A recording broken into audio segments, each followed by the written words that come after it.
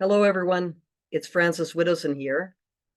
The reason for this video is because I wanted to discuss with you a very disturbing incident that happened on Friday, September 20th, and therefore the need to explain in a little bit more detail my case.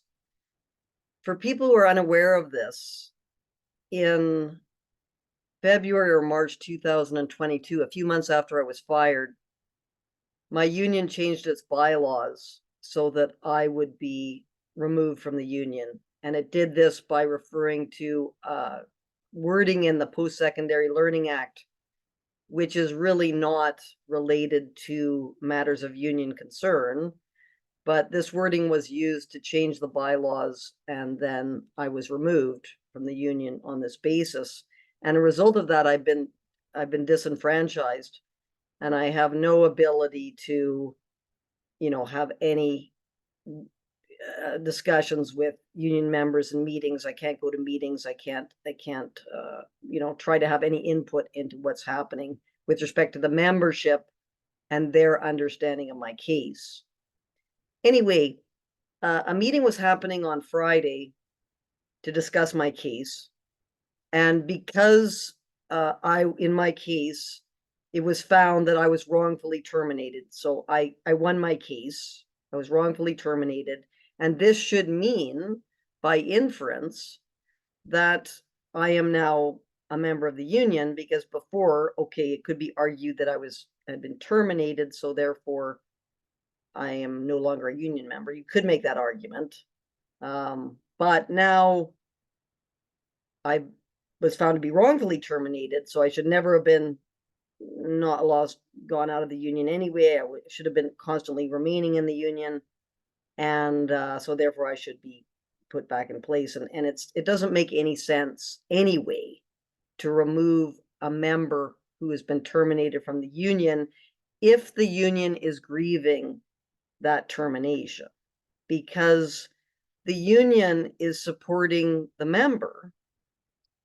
It's the employer who's arguing that the member is not an employee anymore. For the union, they're backing you, and therefore they see you as not having supposed to have been terminated, so you should de facto be a member of the union. But because I was found to be wrongfully terminated, it seems, ridiculous that I would not be reinstated in my position as a member of the union. Anyway, this meeting was taking place.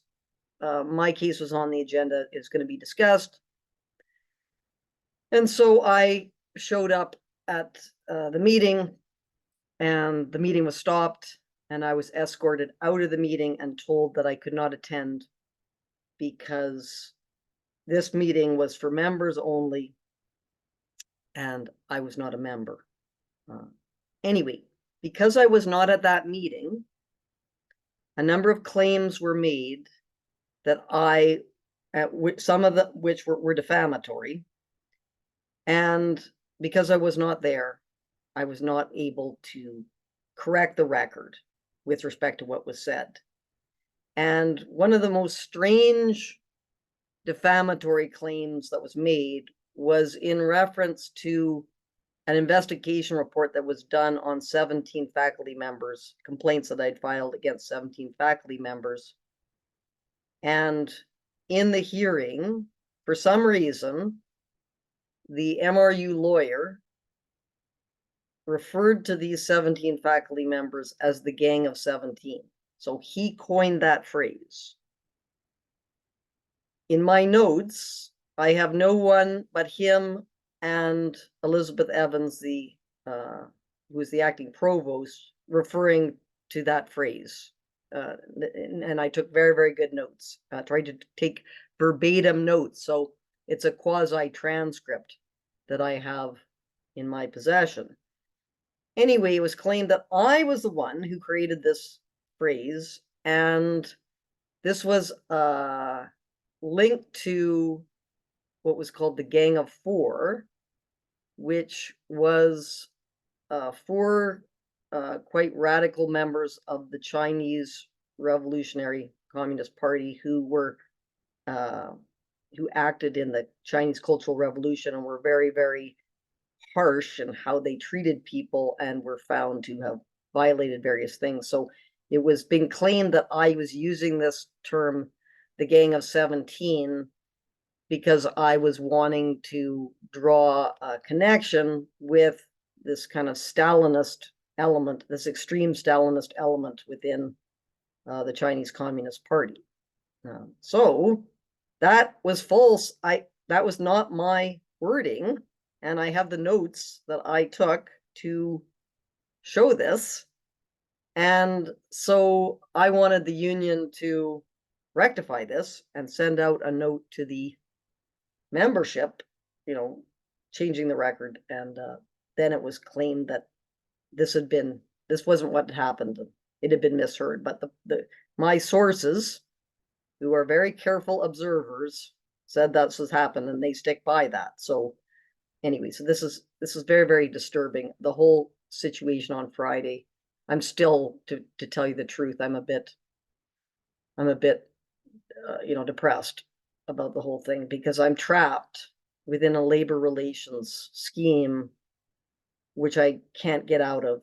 It's legislated, and the only way I can do anything is go to the Labor Relations Board. And in reading about that entity, the union has a lot of discretion in terms of what it does, because it doesn't just represent me, it represents all members of the union, and it can decide that the interests of the collective outweigh its ability to represent my particular interests. So that all I can really do in response to that is speak the truth about it. So, and then of course I'm going to suffer for that, because it's going to be claimed that I can't get along with people. Like, this is sort of what is used against me, is that if I try to stand up for truth and justice, which is what I'm doing, I'm just trying to, I want to be completely open about everything and let everyone look at all the documents that are available, so that the truth will come out, and then we can figure out how to properly move forward on this. But because of all the secrecy and everything that surrounds the whole relationship between the arbitration and the public, should be done according to the open court principle, but it's not. All the documents that involve the union, that many of them you can't get access to because of solicitor-client privilege and litigation privilege. So many of the documents which would show what's actually going on cannot be accessed. However, I do know, just based upon non-arbitration documents, that the union is pursuing 3 grievances to arbitration, which claim that MRU did not do enough to protect DA Dirks, Gabrielle Lindstrom, and Renae Watchman from me and my actions making their workplace unsafe. So that's being pursued by the union, and so I presume why my harassment findings are not being appealed is so as not to detract from those cases. But of course, we can't access any of the information about that. And the thing that upsets me the most about everything that's happened so far is that the union is not appealing the harassment findings. So they're appealing the fact that I haven't been reinstated, which is good, but the harassment findings are going to stand. And I believe the reason why it's not being appealed is because the union is standing behind these 3 other faculty members who have claimed that their workplace was unsafe because of my actions, and that the union didn't do enough to protect them. At this meeting as well, there were comments about the terrible harm that I had caused people. And it was stated that I was found to have engaged in harassment. Therefore, it wasn't a victory because I had engaged in these activities that were so detrimental to other members, and therefore they were opposed to the union fighting for my reinstatement. So this leaves me in a difficult position, because I really would like people to know, of everything that is there, what is the actual case that MRU made against me with respect to the allegations of harassment and sort of this toxic workplace claim.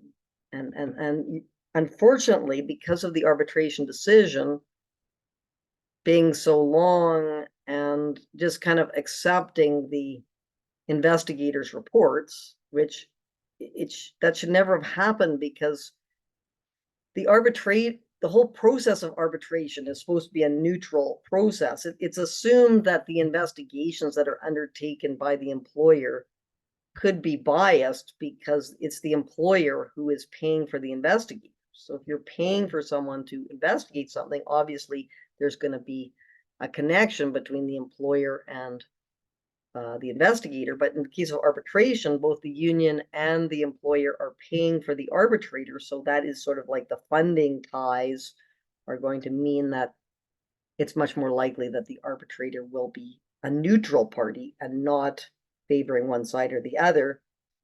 But because the arbitrator just accepted the findings of the investigators, what we really have is the employer's view coming out in that report. And throughout the entire report, it's not clear at all what the actual case is against me with respect to harassment and toxicity, creating a toxic workplace. So therefore, what I wanted to do briefly is just explain what exactly the case was that MRU put forward. Anyway, I'm just going to share my screen now. And what you're going to see here is the wokeacademy.info site. And what I want to look at, and so these are the menu items here on the woke. So www.wokeacademy.info. You have two very, very important menu items: the arbitration decision and the MRU Frances Widdowson firing. This has all the episodes in it. So what I'm going to talk about is episode 12 within that you should be aware of, because that concerns the whole history of the Gabrielle Lindstrom complaint. But the main thing that I want to look at, which the document that we're going to look at, comes out of this arbitration decision area. And I'm just going to click on that. And there's one particular area of that which is very important. And this is just the entire, I don't want to go through this entire post, but when you come down just past Jennifer Pettit's emails, you'll see that in the end, the MRU case for disciplining Widdowson amounted to 9 satirical tweets and complaint determined to be frivolous and vexatious. Anyway, I don't want to get into the frivolous and vexatious complaint. That's another issue, which I probably do a separate video on. But it's really these charges of harassment that are a concern. And what I've done is I've shown you what these are derived from, which is 9 satirical tweets. So it's the 9 satirical tweets that are claimed to have resulted in a harassing and toxic workplace that I caused. And I want people to judge for themselves whether they think this merits those accusations. And with respect to the 2 tweets concerning Gabrielle Lindstrom as well, what I want to show you is, this is the post in episode 12, did Gabrielle Lindstrom harass Frances Widdowson? So, because in the case of the complaint that Gabrielle Lindstrom made, what has to be understood, which is not, is that every single tweet that I did with the exception of one, which was just concerning another faculty member, they were reacting to what Lindstrom was doing. So everyone is sort of claiming that I went after Lindstrom when Lindstrom was the one who went after me. And I was reacting to her going after me on social media. And I'd never engaged with Lindstrom at all on social media. It was her that decided to mobilize this supposedly student-led anonymous Twitter account against me. So that's something that I want to show you briefly when we're looking at the tweets concerning Lindstrom. Anyway, this area here, this link here for 9 satirical tweets and a complaint that was frivolous and vexatious. What I do is I just provide a bit of a background, which I'm not going to get into here. What I wanted to show you were these 9 satirical tweets, what exactly they were. And basically, in terms of these 9 satirical tweets, one concerns the Dirks and the Hawkins investigation. So that the Dirks complaint, which was investigated by, so that was one tweet. Two of the 9, so one of the 9, the 2 more concern the Gabrielle Lindstrom complaint. So that's number count 2 and count 3. And then the rest of the counts 4 to 9, concern the Renae Watchman complaint, which was investigated by Jeff Hope. Anyway, I want to just show you these tweets and what I was doing, so this will give you an understanding. And I don't have enough time to go into all the background, but there's a lot of background for each of these tweets as well that I wouldn't mind explaining at one point, but I don't want to overburden you with details. So tweet number 1, the misgendering fatigue tweet and the LGBTQ initialism. This is my satirical Twitter account, Frances McGrath, which is supposedly the sister-in-law, sister with an X, of Titania McGrath, which is a famous satirical account by the comedian Andrew Doyle. Anyway, what happened, just in a very briefly, is D.A. Dirks was giving a workshop on how white supremacy culture was influencing the Mount Royal Faculty Association. So this was announced that she was going to be, that they them was going to be doing this workshop. And an email went out to a whole bunch of different people, committee members, about this workshop. And this email got sent to Jonathan Kay, who is a journalist and editor for the National Post. He's editor at Quillette now. And so what he did is he said, wow, he called it a white supremacy jamboree, a white supremacist jamboree at one stage. And he posted this email. And I presume it was a Mount Royal faculty member, but we don't know. It's a person by the name of Dr. Tony who asked it's okay with an internal communications being leaked to members of the public. And of course, this email was sent to 100 people, and it's not meant to be confidential anyway. It's just announcing an event that is going to be happening. And then what he did is that Jonathan Kay, when he got this email, he also found out somehow that D.A. Dirks did pronouns workshops as well and used the pronouns they, them. And so he referred to, in this email, I'm just going to see if I use this as the attachments, as I was showing what was going on. Jonathan Kay said, by the way, the person running this white supremacist event is they, them, and is also the same person who runs this pronoun workshop. So one-stop indoctrination on supremacizing and gender bring. That was Kay's comment. And this got Dr. Tony a little bit upset. And he's asking, why does Jonathan Kay think it's important to insist on the gender identity of one of our colleagues?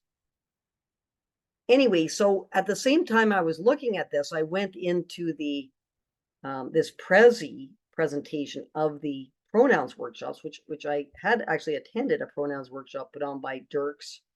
But when I went into it, I discovered this cartoon, which was on misgendering fatigue. So this was in Dirks's presentation, and it's basically about someone talking about this person is on the ground because it's mentally exhausting being misgendered, and then this person can't get up. It's very, very difficult to get up because every time I'm misgendered, it feels like someone is adding a brick to my backpack. As the day goes on, there are more and more bricks. By the end of the day, I feel like I am slowly being crushed by the seemingly unending burden of the gender binary. So that was that cartoon. And when I saw that cartoon, I thought that was pretty funny, that cartoon. And it occurred to me when I was looking at that cartoon, it's a bit of a catch-22 because they're complaining about being misgendered, but that would mean you'd have to refer to their pronouns all the time. And yet when you refer to their pronouns, then you're accused of, singling out their pronouns and what is it, focusing on their gender identity and so on. So this led me in this tweet to sort of, satirize Dr. Tony's reference to this MRU colleague. So I was using an MRU colleague because Dr. Tony had used the words MRU colleague. I don't know why he's upset with Jonathan Kay. This colleague has hinted that they are suffering from misgendering fatigue. So this is about this kind of, this thing being done in this pronouns workshop, which, and I'm sort of saying that DA is kind of hinting that this is a big problem for them, presumably. And then I kind of satirize the letters, all these letters that we always get, all right? And they're always changing their order because the letter that becomes first is the most oppressed. And, I'm just saying that it's amplification, like to let people know about the pronouns. Anyway, so that was that one tweet in this investigation that was done about it, and other things too. I'm not going to get into those because it would take too much time. This one tweet was found to violate 3 MRU policies and 2 laws, the Alberta Occupational Health and Safety Act and the Alberta Human Rights Act. And I find that very, very hard to believe that that is the case, but that is what this investigator hired by MRU was done. Now, in talking about this and then looking at this now, if I had to do this over again, I would not refer to an MRU colleague. I would just try to generally talk about this catch-22 of, on the one hand, you're not supposed to misgender, and on the other hand, if you refer to they, them, then it's seen as like you're kind of singling them out and objectifying this person as having they, them pronouns. So I do regret referring to the MRU colleague, but I really have a hard time maintaining that this was a harmful thing that was done. And it's not saying anything about trans people or anything like that. It's talking about this insistence of being very, very sensitive about being misgendered when you want to be called they, them, which no one is used to doing. So you're going to obviously be misgendered if you want to have the pronouns they, them, because no one's used to it. Anyway, so people can judge for themselves. Is this like an incredibly harmful thing that was done, this one tweet? Anyway, so that's number 1. That was the Dirks complaint, violating 3 policies and 2 laws. Then we have 2, which is the Gabrielle Lindstrom complaint investigated by Nadia Rents.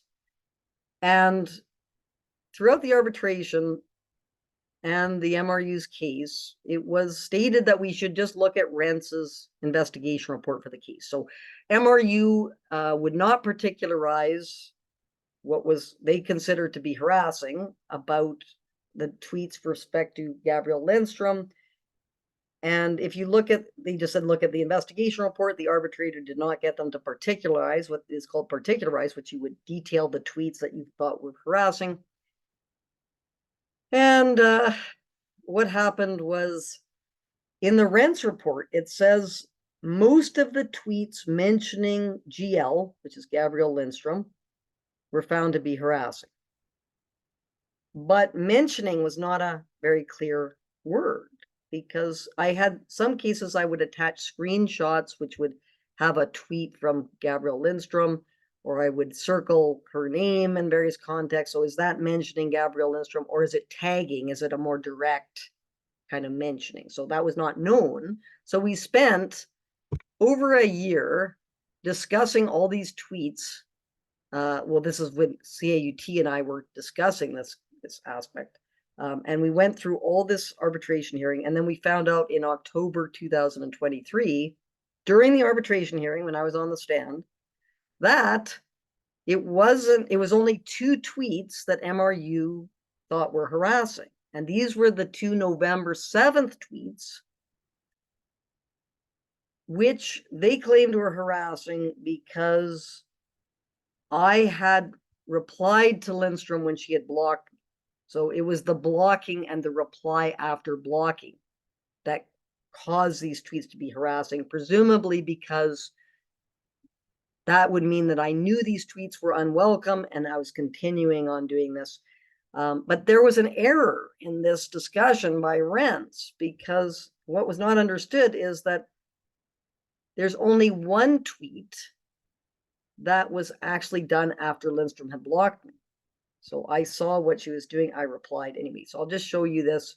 So the actual one that, if it was, we're going to accept this logic, would be this second satirical tweet,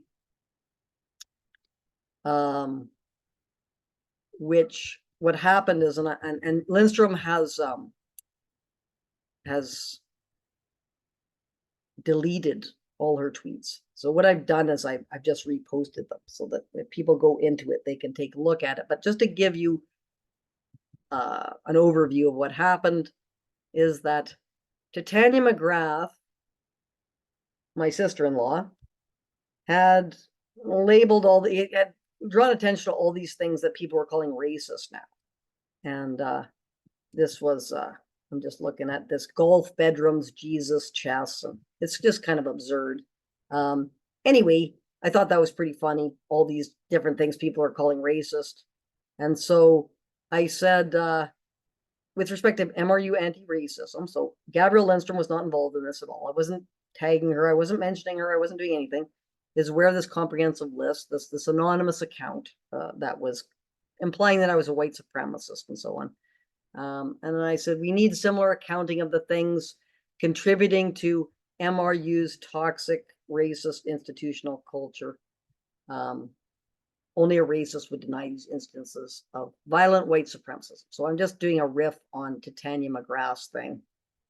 So that's the tweet. Now, so Gabrielle Lindstrom somehow sees this, comes onto my Twitter account, and then replies, which I posted. She's deleted it, but I posted it. She's replying to me and MRU anti-racism. So that's how, I wasn't blocked at that time because I saw her reply to me, and she tags Tim Raleigh and Mount Royal U. And this is what MRU is paying this person to do: troll fellow faculty members and students and student accounts, and then post threads of nonsense, and then woke AF hashtag. So I get this, I see this, so I haven't been blocked, and I reply, the president should definitely intervene and fire Prof. Widdowson for harassing the loving and kind but not nice anonymous account. So I'm not talking about Gabrielle Lindstrom there too. I'm saying this anonymous account that mobilized students against her, Gabby Lindstrom. So I'm just replying to her saying Gabby Lindstrom as a reply to say this, this anonymous account is harassing me. And this is more evidence that MRU has no interest in challenging racism. and that's Gabrielle Lindstrom criticizing MRU, saying that, you know, by not showcasing MRU anti-racism, there's a story on MRU anti-racism, it is sending a clear message that it has no interest in challenging racism. And I said, thanks for your grace and humility. And my reference to that was that earlier on in the tweets that went on, Gabrielle Lindstrom was trying to mobilize this anonymous student group and referred to herself as being loving and kind, or implied that she was loving and kind and just trying to bring people together with humility and grace. And I didn't think that was really indicative of this, her trying to mobilize this anonymous student, supposedly student-led account to try to get me fired. So that wasn't, I wasn't blocked. I was just referring to Gabrielle Lindstrom. I wouldn't have been able to see the tweet if it had been blocked, if I had been blocked. And so then Gabrielle Lindstrom, and she deleted this tweet, so I posted it again. She responded, replying to me,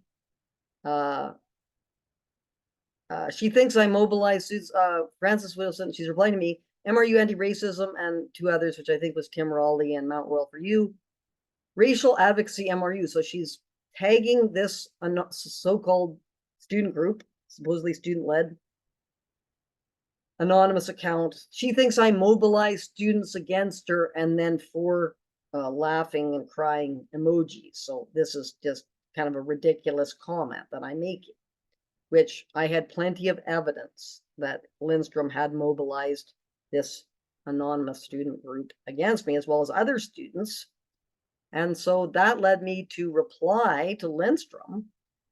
But what happened is that I found out at that point that Lindstrom had blocked me. Anyway, so I just looking for the next tweet. I have to go back here to see the what I did. And this is the, if they're going to say this is harassment, this is the actual harassing tweet. If I can just get it here. Yeah, so anyway, so when I found out she blocked me, I thought that was ridiculous because she had just insulted me. And for people who are viewing the conversation, unless I replied, they wouldn't understand that Lindstrom had engaged in the mobilizing of students. So I said, you know, please don't block me, Gabrielle Lindstrom. I was just trying to amplify your humble and kind, but not nice voice. Here are some more examples of your selfless and brave activism. Prof. Widdowson's hateful opposition to your accusation of racism is evidence of white supremacy, obviously. Anyway, so what I did is I had the blocking kind of sort of area, and then I showed evidence of Lindstrom's mobilizing of students against me. First of all, her going after me for getting the student group to go after me for answering, saying that there was no, answering a question to say there's no problem with referring to the book titled White Niggers of America. This student group thought this was violent white supremacy and were going after me. Lindstrom was mobilizing them. She was trying to get people to go to the office of the president to complain about me. You can see, and then she said, she's been at it for so long, we seriously need to consider your question, which was about, you know, what was going to be done about me. What will it take for the university to stop in their complicity a student or faculty member who's pushed to the edge? And then all sorts of other, you know, student mobilization that Lindstrom was involved in. So I was just showing audience members how Lindstrom's making fun of, ridiculing me, in fact, for claiming that she'd mobilized students against me, which originally I hadn't even claimed that. I was talking about an anonymous account, but still, Lindstrom had mobilized students against me, and I was just pointing that out. Anyway, these two tweets, this one here, and this first one here, the president should intervene both of those were found to be harassing by MRU because they claimed that I'd been blocked and I was, you know, reacting after I've been blocked. So Lindstrom should be able to insult me, do everything, then block me, and I shouldn't be able to reply, is basically the position. And as well, there's 2 tweets here, only one of which occurred after the blocking. So that's another problem with the logic. So those are tweets 2 and 3 that I'm talking about. Anyway, so that is going back to this document here.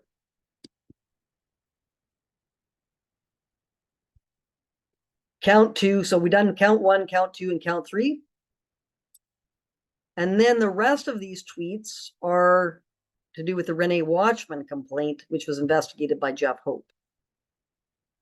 And these tweets, there's 6 of them, and 4 out of the 6 are satirizing MRU anti-racism. So MRU anti-racism is the entity that's being satirized.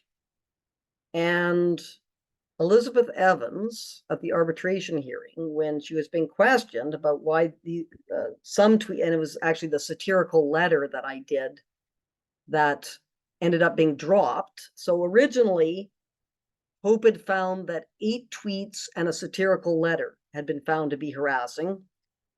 2 of the tweets and the satirical letter were dropped in the final submission in January 2024. But when Evans was being questioned about the satirical letter and asked which member of the MRU community I was directing this at, because that was her guidance to me after I had been disciplined for those tweets I was talking about, she told me that I could not direct my social media at any member of the MRU community. So she was asked, what member of the MRU community is being referred to here? And Evans said, MRU anti-racist. So in that reply, Elizabeth Evans seems to, accept that an anonymous account that is run by 12, supposedly 12 faculty members, we don't know who they are, and we don't know which one's posting, and they post tweets which are implying that I'm a white supremacist and that I'm a racist and all sorts of defamation. That's what's going on with this account, that I can't satirize that account because it is a member of the MRU community.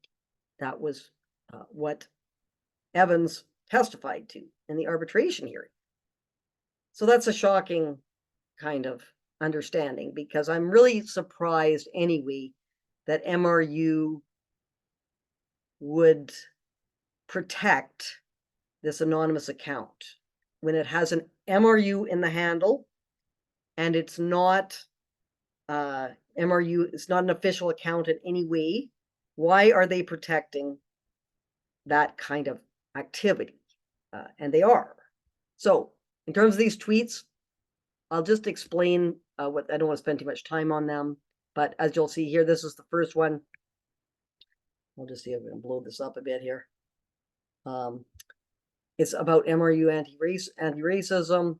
And what I do with these tweets is I have attachments that I have provided, and then I use these attachments as the kind of material for the satire. So I'm showing where I got this kind of material.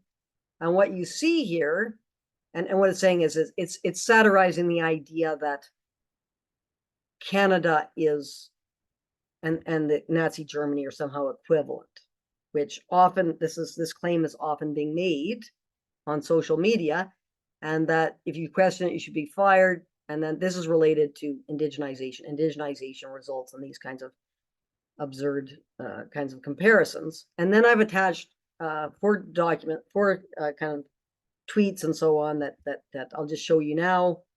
Lindstrom talking about, and that's why I thought this might be one of those tweets mentioning GL, right? Because it's got a Lindstrom attachment.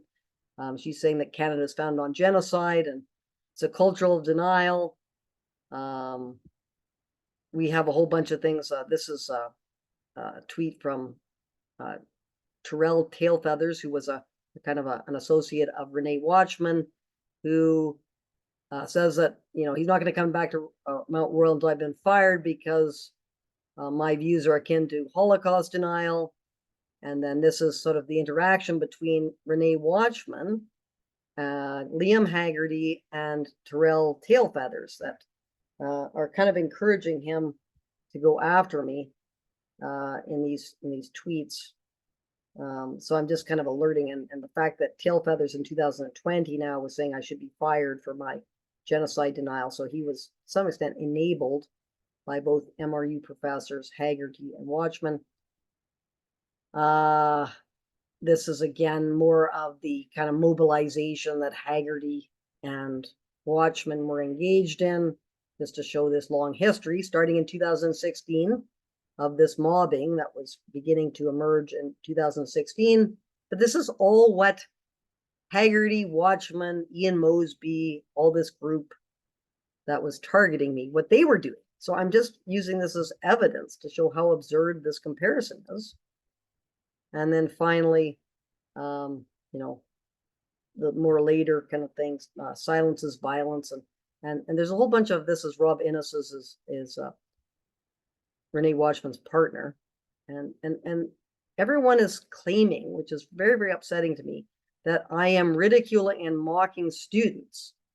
I never engaged with students. Anyone I knew as a student, I never engaged with. What I was interacting with was an anonymous Twitter account that was claiming to be student-led. So I was just falsely accused of engaging with students, which I never did. So that again is a poisoning of my work environment, which is happening by Renae Watchman and all sorts of other things. Anyway, so that's what I was doing with that tweet, as I was attaching these screenshots of various kinds to show the kind of absurd things that were going on in terms of the comparison between Nazi Germany and Canada. So I spent quite a lot of time on that. I just want to go back in. So that's number 4. Those if you want to understand what those attachments are about, that's what you can look at the attachments and you can see I draw material from those attachments and the wording, the words that are used. The second satirical tweet, again, I'm sort of mapping out the mob, and these circles are all the faculty members who are involved in kind of in this mobilization process against me. And this is wording that's used in these attachments, like saying that I continue to wage epistemic terror against MRU anti-racism, selfless and brave activism, and cowardly bullying was used by Gabrielle Lindstrom. Epistemic terror was used by Gabrielle Lindstrom. And this student-led group, Racial Advocacy MRU, was claiming that I was trying to break them, that I was trying to destroy them, just by satirizing their attempts to get me fired. And then, of course, the rat cage mask was a reference to George Orwell's 1984, that, I should have this level of punishment meted out so that I would stop my distressing and harassing tweet mockery, which is just reacting to, in all these circles and everything. This is all these professors who were involved in doing this. So I'm not going to go through those attachments because it's going to take too long, but you can go ahead and look at them. So 2 were, one was on the mob, satirizing the mob. The other one was on the comparison between the Holocaust and or Nazi Germany and Canada. This one is particularly strange. So again, it's MRU anti-racism. And this was connected again to that white supremacy culture workshop. The MRU anti-racism coalition posted this thing on Indigenous knowledge that they're overlooked. And then you find out when you read this article, which is in these attachments, that it's not evidence-based. You can see this here. Indigenous knowledge is not evidence-based. So, should we overlook quote unquote knowledge systems that are not evidence-based? And I'm saying, and this is part of white supremacy culture, this whole idea that Dirks was presenting on, is that if you demand evidence, this is white supremacy. If you insist upon logic, that's white supremacy. If you think people should show up on time, that's white supremacy. These kinds of things. And so, you know, as Selfless and Brave Faculty Association representatives tell us, that was that workshop. Demanding evidence is evidence of white supremacy. So that was considered to be harassment, talking about the contradictions of what's being claimed and how we should have non-evidence-based so-called knowledge that is non-evidence-based, that we should, and we're racists if we don't do that. We're white supremacists. So that's the kind of thing I was doing. So that, how is that harassment? Well, Jeff Hope said it's harassment because I demean the viewpoints of people like Renae Watchman. Well, is that what should harassment be, when you demean a viewpoint? Is that what is, you know, in the law, what harassment is? And that's all hasn't been determined by the arbitration decision.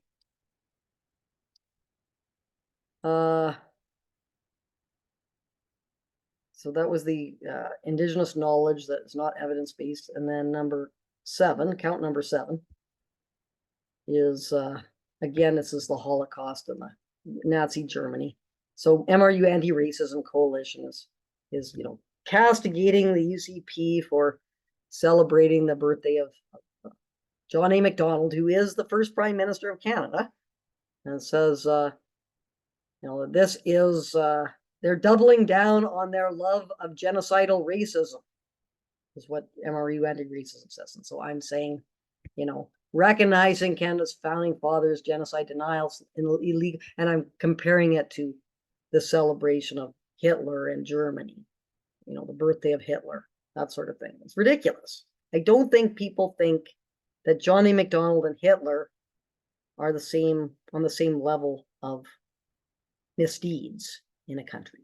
Anyway, so that was what that one. So those 5 that I'm talking about are just all generic. They're about MRU Anti-Racism, which is an anonymous account.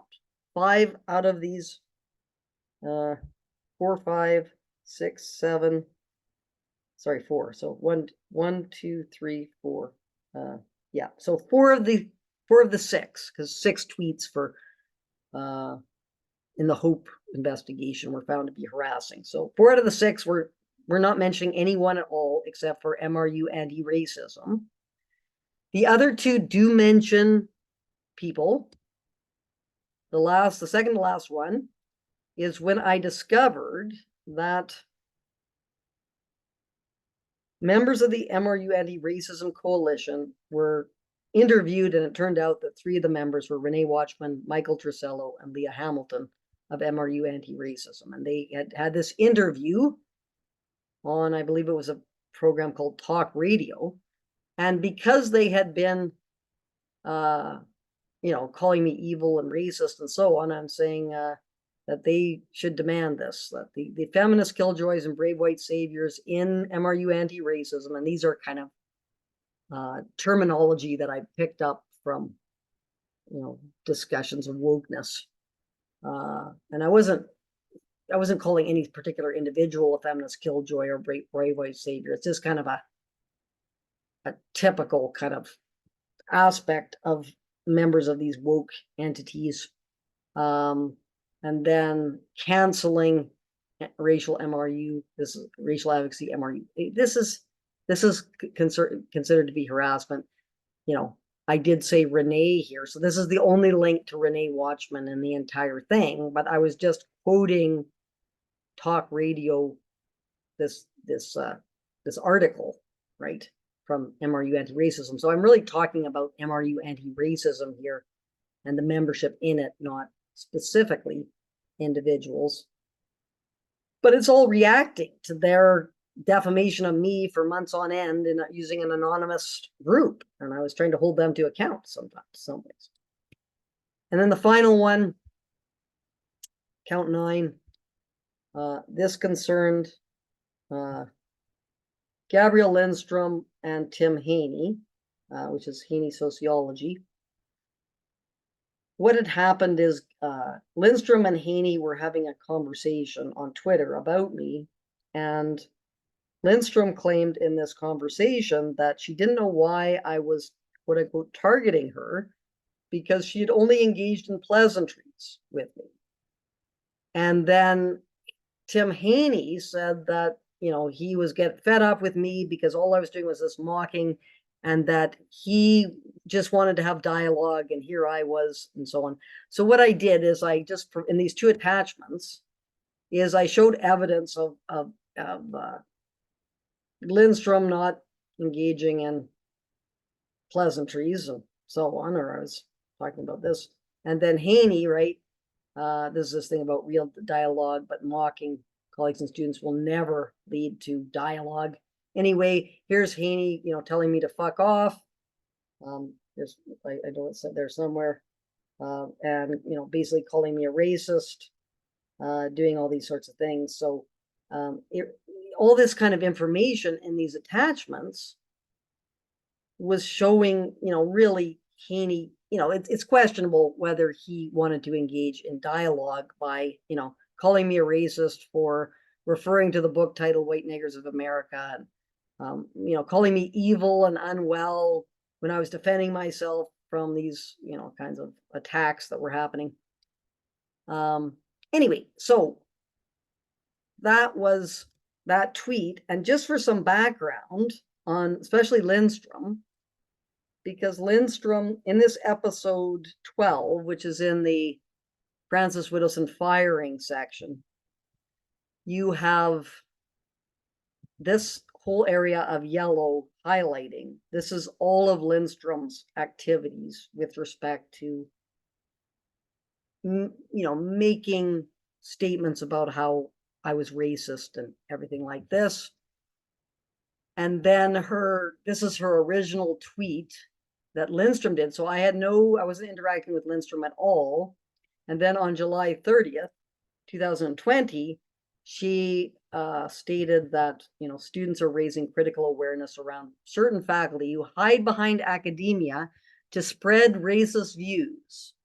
And this is the tweet that she is concerned about. And this is just talking about it's not a problem to be referring to this book title. And I was defending the journalist Wendy Mesley, who had lost her position at CBC, or was pushed out of the CBC, for mentioning the word in this way, which is not, everyone knows the difference between calling someone a racial slur and, stating that a word exists, or referring to a book title, these sorts of things. So what you can do if you go into this episode 12 is, what I do is I take you through everything that Lindstrom was doing and how I was just reacting to Lindstrom's harassment of me. Like, she was the one who was instigating it. I would watch what she did and I would just reply and basically say that, I thought that was odd, that someone who claims to be loving and kind and wanting to bring people together with humility and grace is actually trying to get someone fired and trying to mobilize an anonymous, supposedly student group against me and so on. So, and the fact that, so just to recap then, what I've taken you through are the 9 tweets that are now being used to claim that I caused all this terrible harm at MRU, and this is harassment. 4 out of the 9 are not even about any member of the MRU community at all. They're about MRU anti-racism. This gendering fatigue cartoon about in the Dirks complaint, that was unfortunate because I did say an MRU colleague, but I really don't think that rises to the level of serious harm. And, if I had to do that over again, I would just do an abstract satire. I wouldn't be doing that. And then the Gabrielle Lindstrom, those 2 tweets being found to be harassment, when Lindstrom went, like, I wasn't interacting with Lindstrom at all in that instance. She comes onto my Twitter account, she provokes me, and then when she insults me, she then blocks me. And when I just reply for the record so that people will understand how she has mobilized students against me, that's found to be harassment. So anyway, I just think because it's going to be difficult to make that determination in looking at the arbitration decision, it's important for people to have a bit of a sense about what I think most people would consider trivial sort of social media activities. And I should mention as well that in December 2019, MRU had told Milena Razunkowska that it did not consider social media to be something that was covered in its policies. And what it did is that when Gabrielle Lindstrom filed her complaint on October 22nd, which was 2 days after it had been announced that she had been hired by the University of Calgary, so she was directly leaving. She knew she was leaving when she filed this complaint. MRU decided to change its policies to investigate me. So there's no way I could have known that social media was covered by MRU's policies. It was not covered until there was an attempt to catch me in this net, bring down the iron fist on me in the hopes that I would submit and just not, engage in this activity anymore. But because I wanted everyone to be held to the same standard, I ended up filing 18 complaints, which I never would have done, except this is how MRU was going to try to deal with these conflicts. Instead of exercising its management rights to try to counsel people as to how they didn't think it was a good idea for people to be engaging in these activities, they just brought down the hammer with these investigations. And once they found me to have engaged in harassment for social media activities, they accepted that as being covered. I said, well, there are 18 other people that have engaged in much worse, that actually entered into my workplace, poisoned my work environment, and so they should be held to the same standard that I was. And then, of course, I got hit with the the frivolous and vexatious complaint eventually, which was another strike against me, and those factors resulted in me being terminated from Mount Royal University. So I think the truth, I just got to pursue the truth now. I've got to allow this information to be disseminated, and then people can look at that and decide whether they think that that rose to the level of what would be considered harassment in the law. Thank you very much.